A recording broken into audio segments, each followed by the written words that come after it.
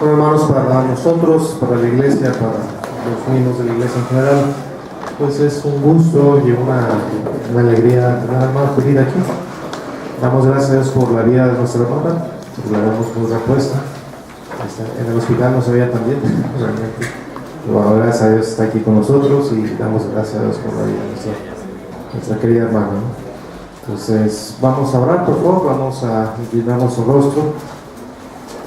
Señor Dios Todopoderoso, Rey del Universo, te damos gracias porque te ha placido, Señor, que entre otras cosas, Señor, nuestra hermana Judith esté aquí con nosotros. Te suplicamos que bendigas mucho su vida, Señor, y bendigas la vida de sus hermanos, Señor, que ellos puedan llegar al conocimiento de tu gracia, Señor, y te suplicamos también por la iglesia, Señor, que pues, muchos hermanos se han responsabilizado del cuidado de nuestra hermana y te damos gracias por ello.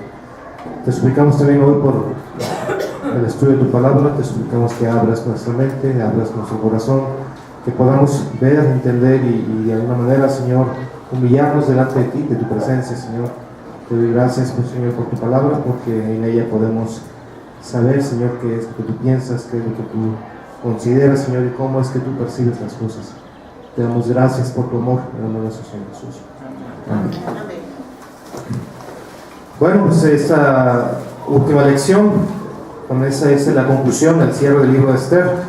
Como hemos mencionado algunas características del libro de Esther, pues bueno, es un libro que se escribió más o menos en el exilio babilónico. De alguna manera Esther fue contemporánea de Daniel en algunos aspectos de su vida. Esther viene de una familia que fue deportada en la primera deportación del rey Jeconías hacia Babilonia. ¿Se acuerdan de Daniel? Fue deportado en esa ocasión y finalmente Esther quedó huérfana, o Hadassah quedó huérfana y su primo Mardoqueo la tomó como hija propiamente, ¿no? La educó y de alguna manera también estuvo muy presente en su vida.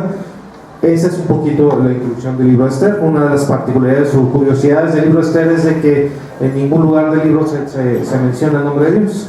No por ello quiere decir que la acción de Dios, la mano de Dios, no esté muy presente en todas las cosas que aquí pasan, ¿no? Sin embargo, vamos a hacer un pequeño paréntesis y vamos a hacer un pequeño breve estudio acerca de historia eclesial. Y digo, es muy pertinente por lo siguiente. ¿Usted sabe quién fue Udolico Zwinglio? Bueno, algunos van a saber quién es Zwinglio, ¿no? Bueno, él propiamente, si usted tiene, Darío, si tiene duda de qué nombre ponerle al niño, si es varón, pues le puede poner Udolico. Udolico era suizo propiamente, de nacionalidad, y era coetáneo de Lutero propiamente. Ahora, ellos llegaron a conclusiones similares, en tiempos similares, en circunstancias diferentes. Es decir, mientras que Lutero, siendo monje agustino, batalló mucho con el asunto de la inspiración de la palabra de Dios y la autoridad de la palabra de Dios. Recordar que el principio de autoridad de la antigüedad, pues, de alguna forma regía la veracidad de instituciones o escritos, ¿no? En el caso de la Iglesia Católica, ellos decían, Agustín de Hipona fue el término que acuñó, que el principio de autoridad que regía la Iglesia Católica era la Iglesia en sí misma, por vieja, por antigua. ¿Qué otro argumento existía? Nada más, ¿no? Sin embargo, esto era importante juzgar a los hijos según su época. Es decir, él vivió en el primer milenio, él vivió los primeros 400 años de la era cristiana y él venía de un trasfondo totalmente pagano, ¿no? Entonces, en ese sentido, y con mundo helénico, pues bueno, si no había un razonamiento y si no había un principio de autoridad en base al razonamiento, pues bueno, de alguna manera él estableció el principio de autoridad en base a la antigüedad. Sin embargo, Lutero decía que no, que eso no podía ser, sino que el principio de autoridad tendría que ser ¿qué? La inspiración de la palabra de Dios. Por eso se acuñó el término solo escritura, principio de autoridad. ¿Quién tenía la autoridad? No la institución emanada y corrupta en ese momento de la Iglesia Católica, sino más bien la escritura, la palabra de Dios, ¿no?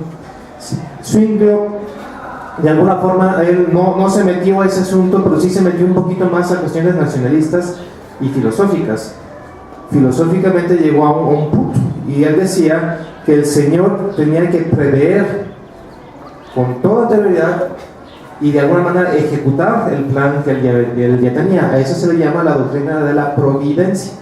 Pro quiere decir anterior, o pre, y videncia, observar. Es decir, que él ya había observado con anterioridad todas las cosas y de alguna manera estas se iban a llevar a cabo. Bueno, de estas dos ramas, son dos de las cuatro ramas más importantes del movimiento protestante. Unos serían los luteranos, otros serían los reformados. Zwinglio era de los reformados, después vendría Calvino, y después están los anabaptistas, y después estarían también los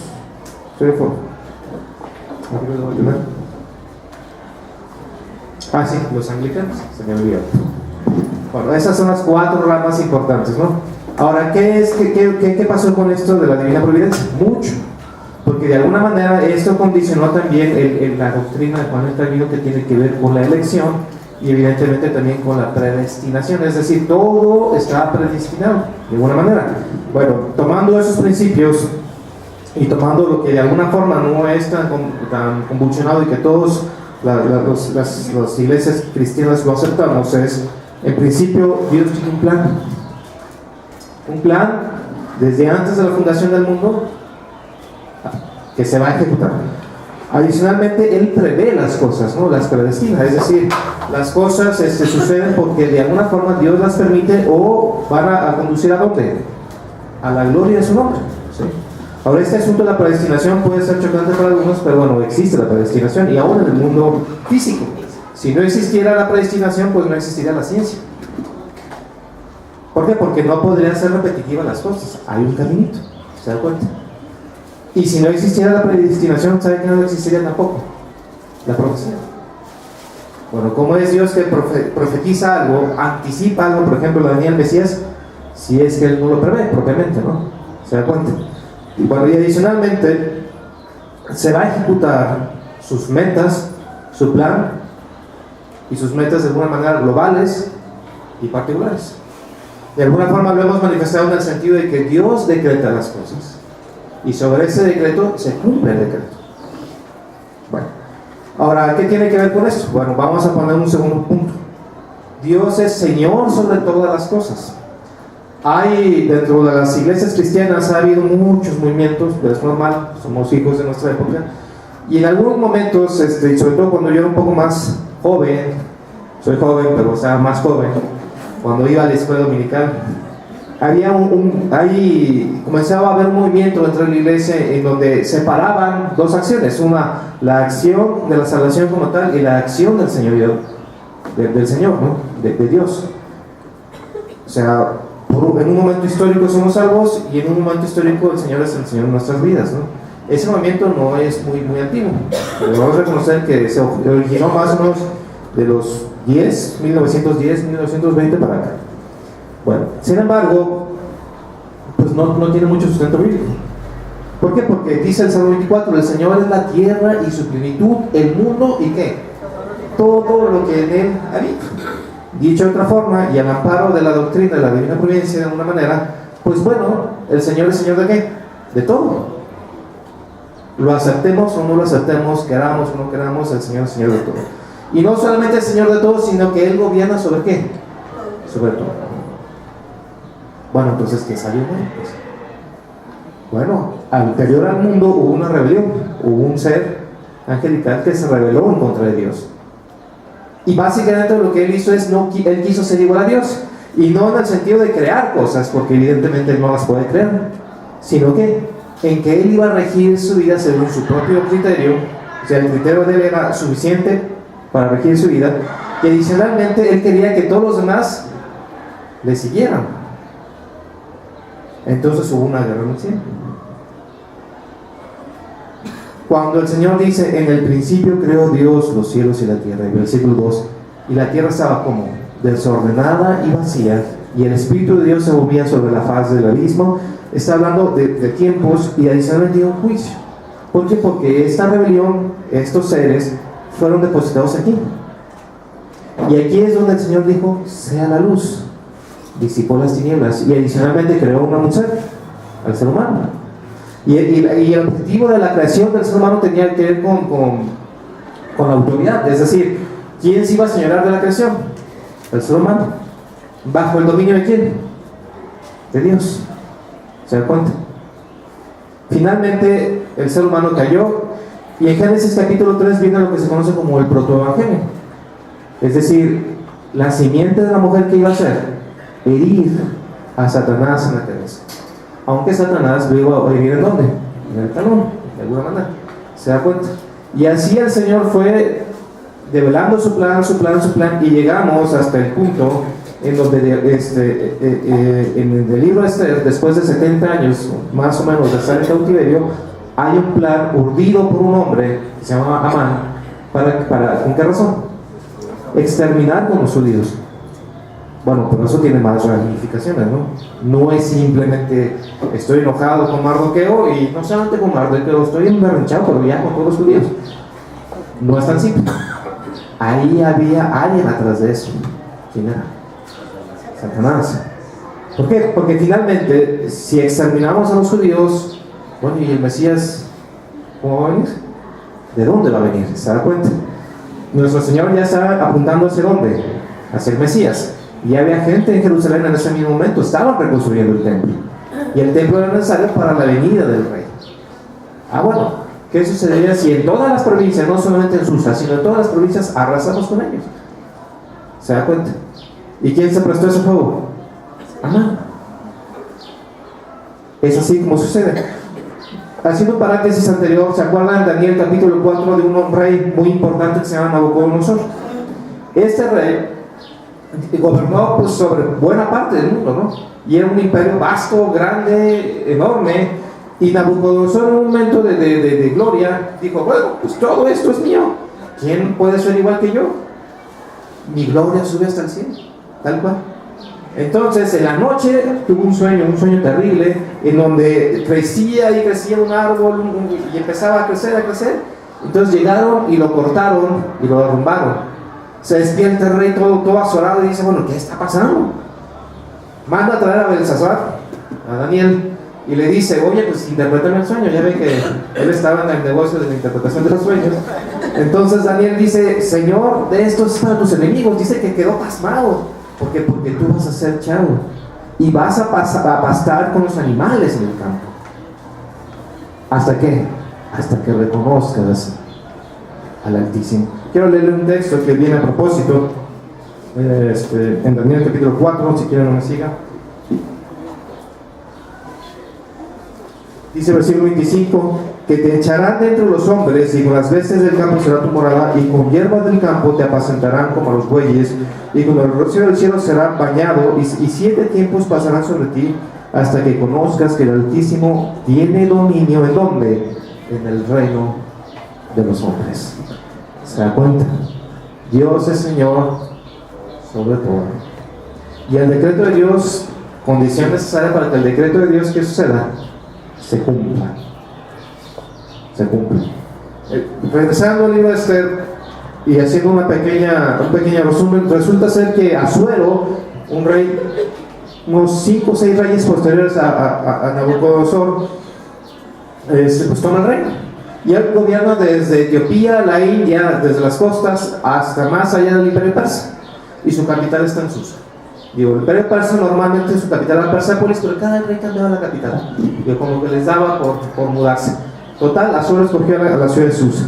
Dice que en ese momento pues ellos estaban en guerra. Bueno, no lo dice así, pero en la historia lo dice, la historia general del mundo dice, bueno, ellos estaban en guerra con otro imperio que estaban haciendo, que era el imperio griego, según lo que también había profetizado Dios a través de Daniel. ¿Se acuerdan, no?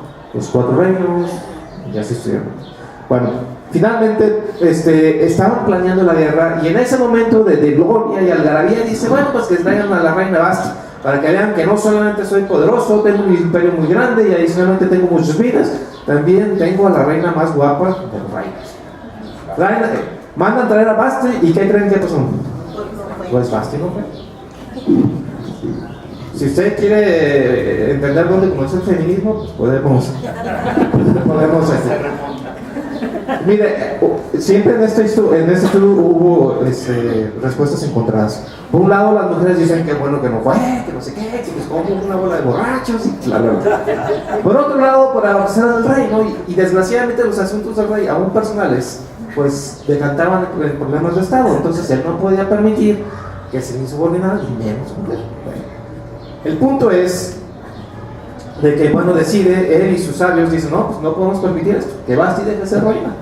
¿Por qué? Porque imagínense, ese fue el razonamiento de los sabios, que va a pasar si esto le hacen al rey, pues a cualquier hijo de vecina pues lo van a desobedecer de la misma manera, ¿no? Así estamos en ese momento cuando el rey dice, bueno, vamos a ejecutar el plan.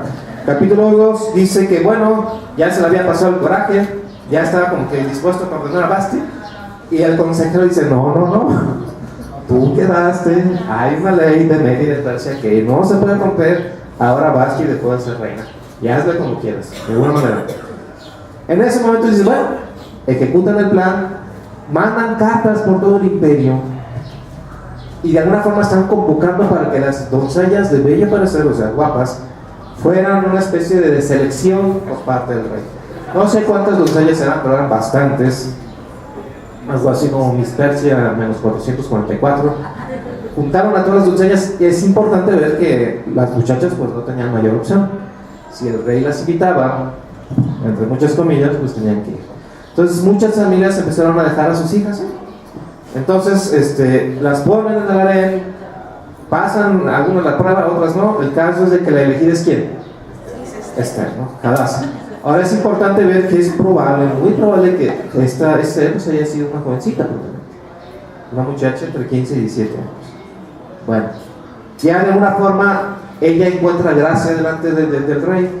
Dice que no se enamoró de otra sino de ella. ¿Cuántas muchachas han nacido? ¿Quién sabe?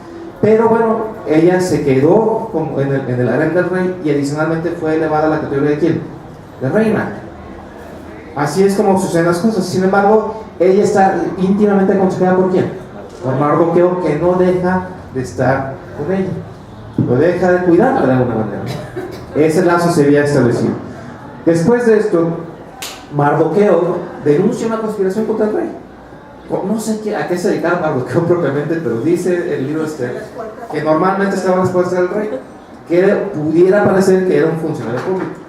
Pero sea de la manera que fuera, él se enteró de que dos eunucos estaban tramando matar a su hermano. Los denuncia a través de Esther y queda sentado en un registro.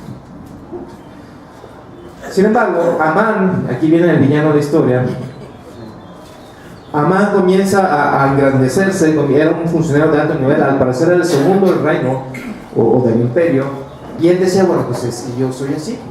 Interesante es ver la estirpe de Amán. ¿Amán de qué estirpe era? Agageo. Bueno, pues vamos. Bonito pueblo para nacer, ¿no? El rey Agag, si usted recuerda en 1 Samuel, fue perdonado por un hombre que también tenía un criterio muy sabio, Saúl. Dios le había dicho a través del profeta Samuel que cuando fuera a tomar a los hijos de Amalek, porque eran amalecitas, tenía que arrasarlos, porque el Señor ya había emitido un decreto, ¿se acuerdan? ¿Y Saúl qué hizo?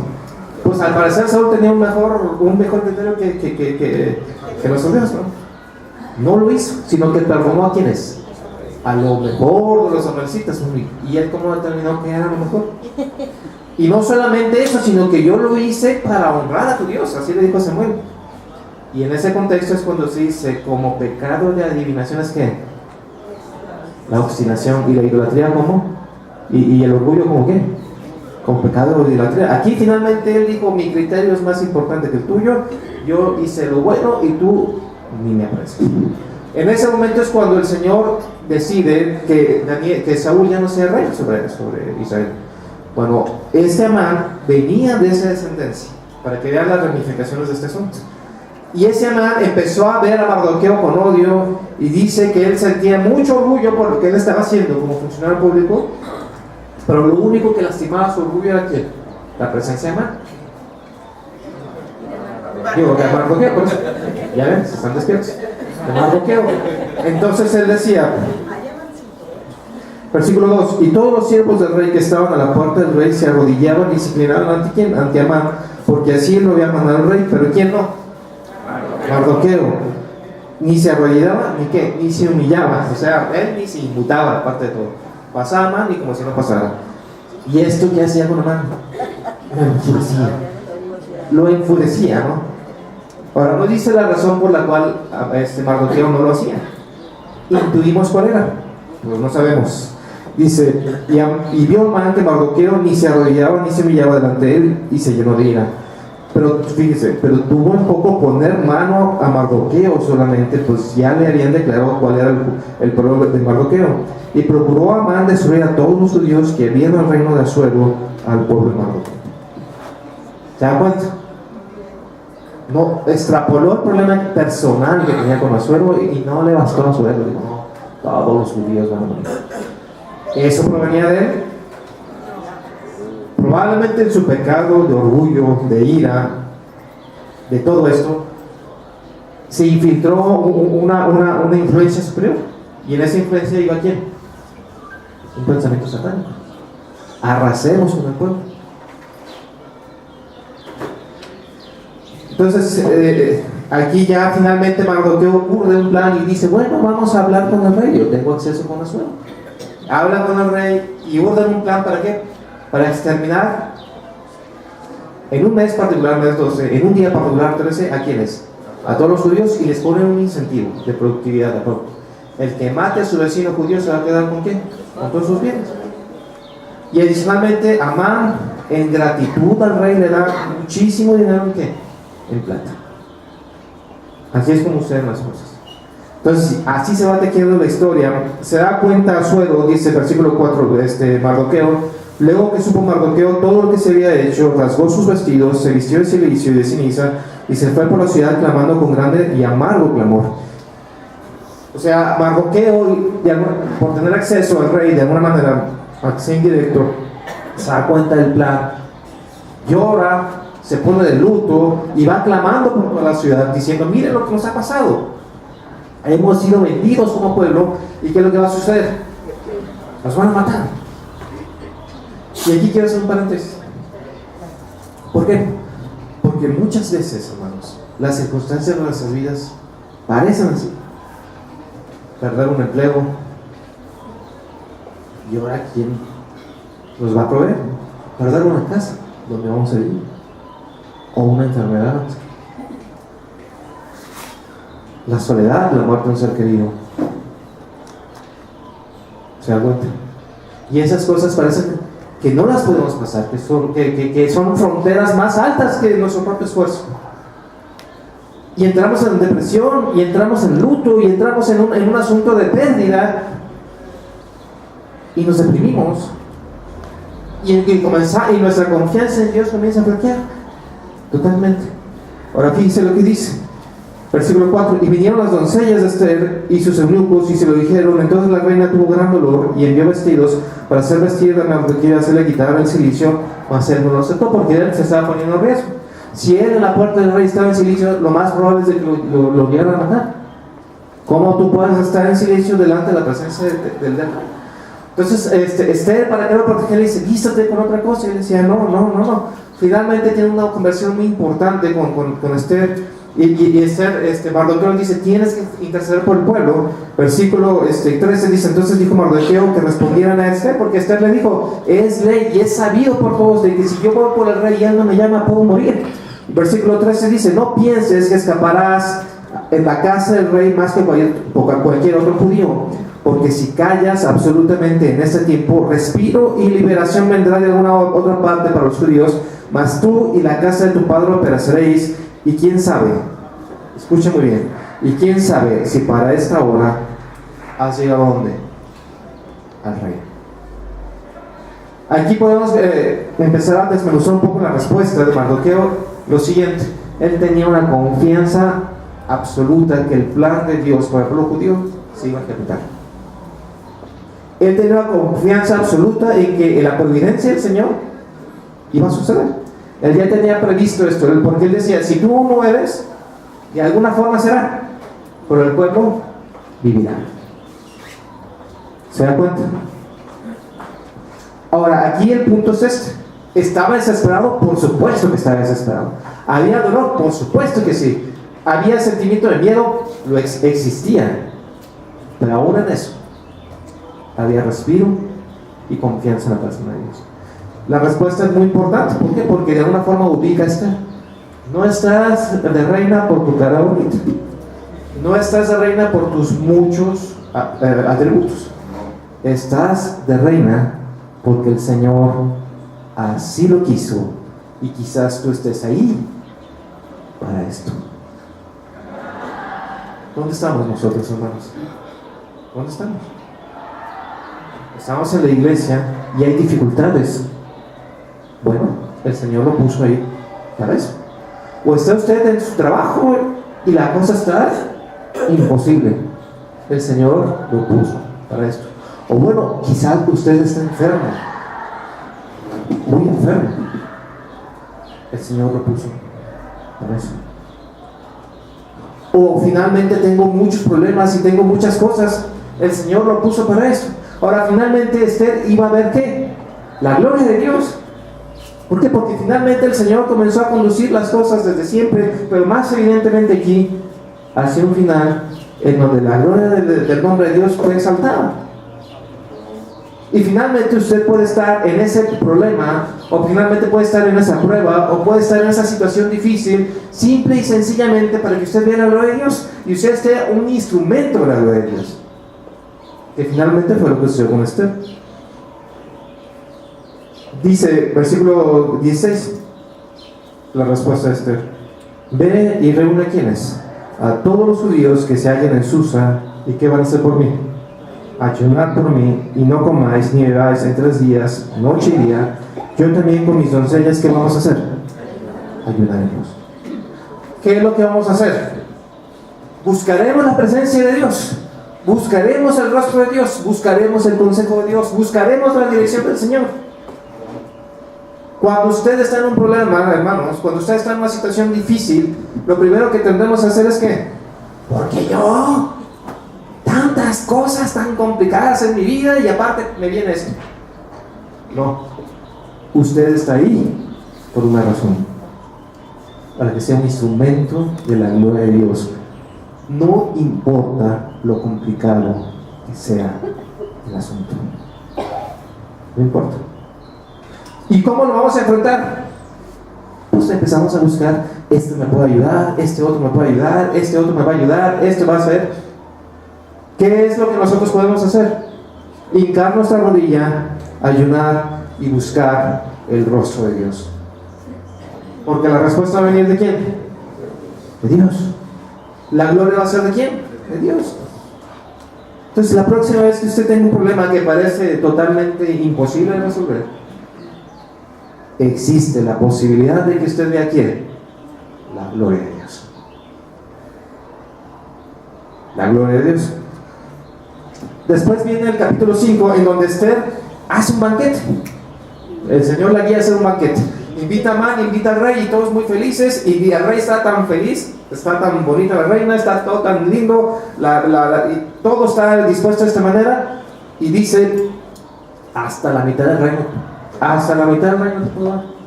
Y ella dice, no, ven al siguiente día y vamos a tener la continuación del banquete. Y ahora sí ya te voy a revelar lo que quiere mi corazón. Se van al siguiente día y aquí es donde los lectores dicen, pues ¿por qué? Qué raro. La mano de Dios. ¿Por qué? Porque el suegro ya se va muy contento en la noche, a lo mejor bajó a la cocina por un vaso de leche y unas galletitas y se le va el sueño. Pero eso está controlado por Dios. Se le va el sueño y dice, bueno, ¿qué voy a hacer? No había tele en ese momento, no había cable. Pues vamos a ver los registros reales. Se sienta, empieza a leer y encuentra un registro real y se da cuenta de lo que hizo el suegro. Manda a llamar a sus consejeros y le dicen, bueno, ¿qué hicimos con este hombre? ¿Le dimos la gloria? ¿Le dimos honor? No hicimos nada.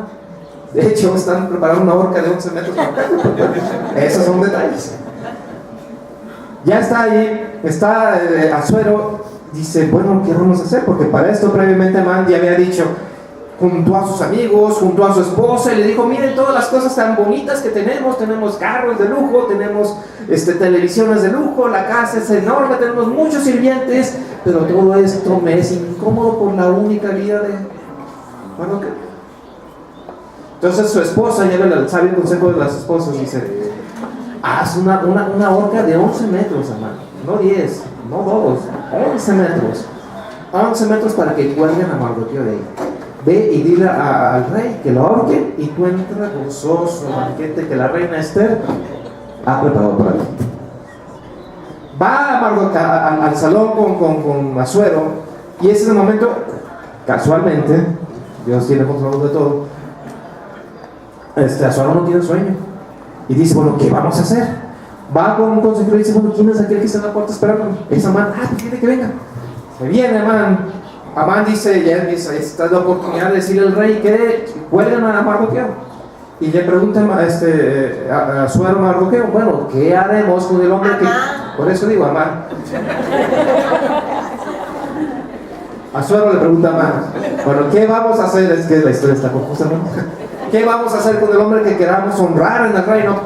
Y Amán comienza, pues esta es mi oportunidad y me gusta mucho el vestido del rey.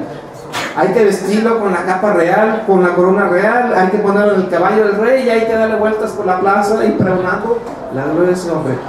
Y Asuero dice, muy bien, haz esto, toma todo lo que tú dijiste al chiate de la neta, hazlo con Mardoqueo. Ahora sí es Mardoqueo, ¿no? Entonces, ¿qué pasa ahí? Pues ha de haber sentido como que lo golpeaban en la cabeza, ¿no? Y pues lo tiene que hacer ahora. ¿A qué venías no, pues yo venía a saludarte. Toma el caballo, ponen a Mardoqueo, lo visten, le dan vueltas y ella va, mamá, miren lo que va dándole vueltas a la plaza. Inmediatamente ya llega a su casa, cuenta todo. ¿Y qué dice? Su esposa, no, pues ya te moriste. Si esto apenas comienza y ya estás totalmente defenestrado de la gloria del rey, no hay manera de que tú puedas con Mardoqueo. Pues con esos ánimos va Amán al banquete. Ya están en el banquete y le pregunta a Asuero, muy contentos, ¿qué es lo que te pasa? Le dice, Señor, concede la vida de mi pueblo y la mía.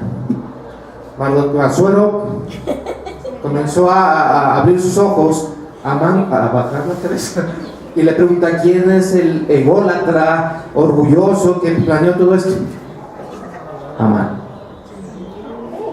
Dice que Asuero se enojó tanto, salió para que se le bajara el coraje, y mientras tanto Amán dice, se le hincó a la reina y dijo, perdóname, que no sé qué. En ese momento tan incómodo llega Asuero y lo ve y dice, no, pues aparte de todo quieres abusar de la reina. Pues ahí firmó su sentencia de muerte. En ese momento el señor Asuero le dice a Esther, bueno, que cuéntame todo esto. Ya Esther le dice, yo soy judía. Le dice, Mardoqueo es mi primo. Y pasa esto, y existe este acuerdo. Y ella le está rogando porque derogue ese acuerdo. Sin embargo, la ley de Media y Persa exigía que el acuerdo se tenía que cumplir, el decreto. Sin embargo, ya entre todo eso, le dice Asuero a Esther, mira, toma el cetro de oro, aquí está el anillo, y tú y tu primo escriban la ley que convenga para proteger a los judíos. Escriben una ley, y en esa ley le dan oportunidad a los judíos de defenderse. Mandan todos los caballeros, dicen que hubo un clamor y un gozo en el pueblo por eso. ¿Cuántos judíos murieron? Ni uno. ¿Cuántos enemigos de ellos murieron? Miles, decenas de miles murieron. Ahora, interesante es ver que en todos los casos ellos se defendían y no tomaban nada del adversario, absolutamente nada. ¿Se da cuenta? ¿Dios estaba en control de esto? Sí. ¿Dios intervino poderosamente? Sí. ¿Dios dio gracia delante de los hombres? Sí. ¿Dios cumplió su plan? Sí.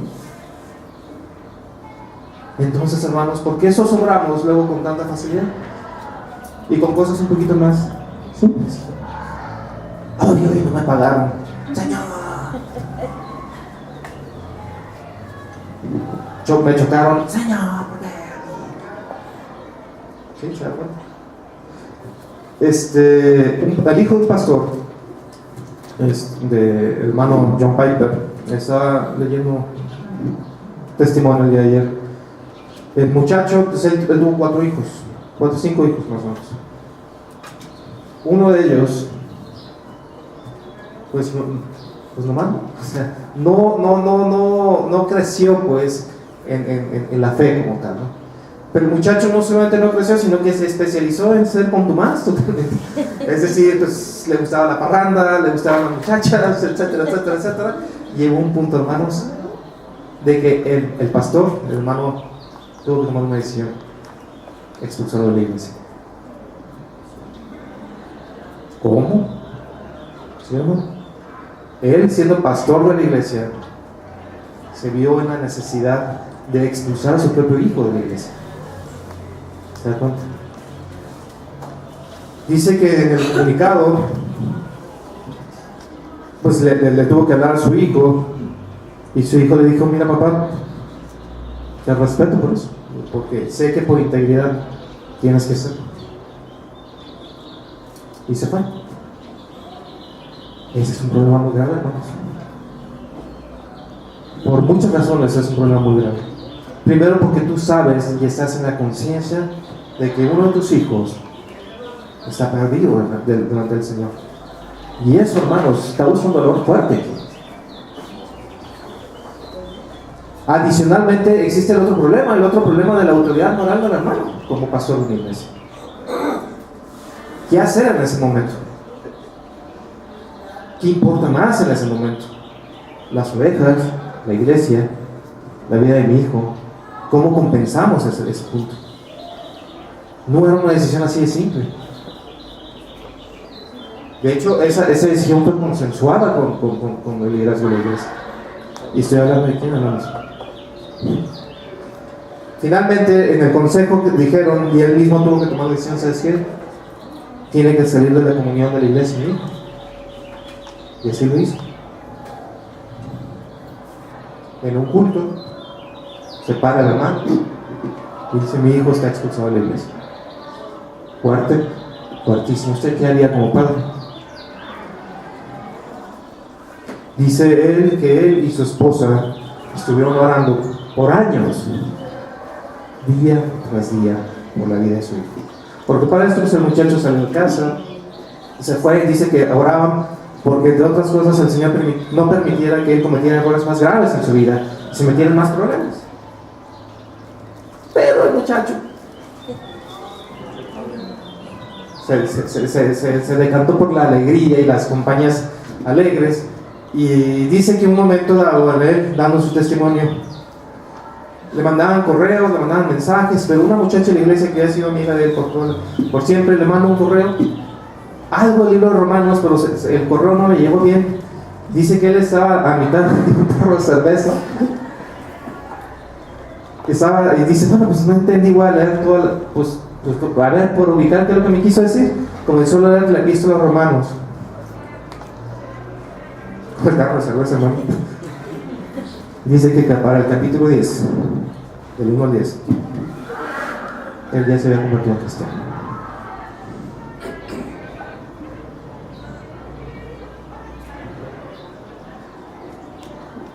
Dios le concede el arrepentimiento. Va y arregla el asunto con su padre, va y arregla el asunto con la iglesia, y la iglesia, ¿qué hizo? Lo aceptó. ¿Se da cuenta? ¿Qué hubiera pasado si la mano del hombre comienza a meter con su justicia y con su falso sentido de amor a veces, y hubieran intervenido en la vida de este hombre, de este muchacho? Pero cuando nos hacemos a un lado, hermanos, y dejamos que las manos de Dios intervengan, Finalmente se cumple la justicia de Dios y se cumple el amor de Dios. Y a los hombres, ¿qué les correspondía? Ayunar y buscar ¿qué? El rostro de Dios. Y una oveja, hermanos, fue rescatada. Una iglesia fue restaurada. Y la gloria de Dios, el nombre de Dios, fue exaltada. ¿Estamos en un problema? Estamos en un problema. Los problemas son reales. ¿Hay dificultades? Las hay, hermanos. Pero es una oportunidad para que la poderosa mano de Dios tome control de la situación y usted caiga a las rodillas cuando vea la gloria de Dios actuando y cuando vea el nombre de Dios glorificado. Arriésguese, tome ese riesgo, créale a Dios. El problema más fuerte que nosotros tenemos como seres humanos, como seres vivos, es el problema del pecado. ¿Por qué es el problema del pecado? El problema del pecado, hermanos, no es solamente hacer cosas malas o aparentemente malas. El problema del pecado es nuestra imposibilidad espiritual de relacionarnos con Dios. Ese es el problema. Nosotros no podemos conocer a Dios, no podemos conocer el rostro de Dios. Y eso de alguna forma nos separa de la gloria de Dios y no nos permite tener acceso a la gloria de Dios. No podemos ver el rostro de Dios. Eso es lo que hace el pecado. El pecado corrompe, el pecado destruye, el pecado asesina. Y la Biblia dice que todos somos pecadores y estamos destituidos de la gloria de Dios. Y como yo dije anteriormente, el decreto de Dios ya fue hecho para todos los hombres. Y todos los hombres están destituidos de la gloria de Dios. Decía Epicuro en el problema de la maldad, bueno, es que no es compatible la idea de la maldad con un Dios que es todo bondad, no es compatible el problema de la maldad con un Dios que es todo poder, no es compatible el problema de la maldad con un Dios que es omnisciente. ¿Por qué? Porque pareciera ser que no le importa el problema de la maldad. La maldad no puede existir junto con un ser tan bondadoso, y es cierto. Sin embargo, por supuesto que al Señor le importó, por supuesto que Él hizo algo. ¿Qué hizo? Mas Dios muestra su amor para con nosotros en que siendo aún pecadores, Cristo murió por nosotros. ¿Le importa el problema de la maldad? Hay una cruz. ¿Va a hacer algo con el problema de la maldad? Hay una cruz. Y la invitación es para todos aquellos que están trabajados y cargados y que ya no pueden más. Humíllense delante del Señor. Vayan a la cruz. Depositan sus pecados ahí. Dios estaba reconciliando a los hombres junto con Él a través de los brazos extendidos de nuestro Señor. Vayamos a Él. Humillémonos delante de Él. Creamos. Veamos la gloria de Dios. Señor Dios Todopoderoso, te damos tantas gracias por este día. Y ahora, Señor, delante de tus ojos agradecemos, Señor, que haya dificultades. Agradecemos, Señor, que las cosas no salen como nosotros queremos, Señor, porque finalmente vemos la intervención de tu poderosa mano. Ahora, Señor, te suplicamos que tú seas glorificado, Señor, con nuestras vidas, que seas glorificado, Señor, con lo que somos, con lo que tenemos, con lo que anhelamos. Y te suplicamos, Señor, te rogamos, Señor, que podamos ver tu gloria, tu rostro en cada momento. Te suplicamos por los problemas reales que tenemos, Señor. Te suplicamos que como testigos, Señor, de tu reino, nosotros podamos declarar, Señor, a todo el mundo que tú eres Señor sobre todas estas cosas. Te damos gracias en nombre del Señor Jesús. Bueno, vamos a tener unos 5 minutos y vamos a ir por los niños y regresamos.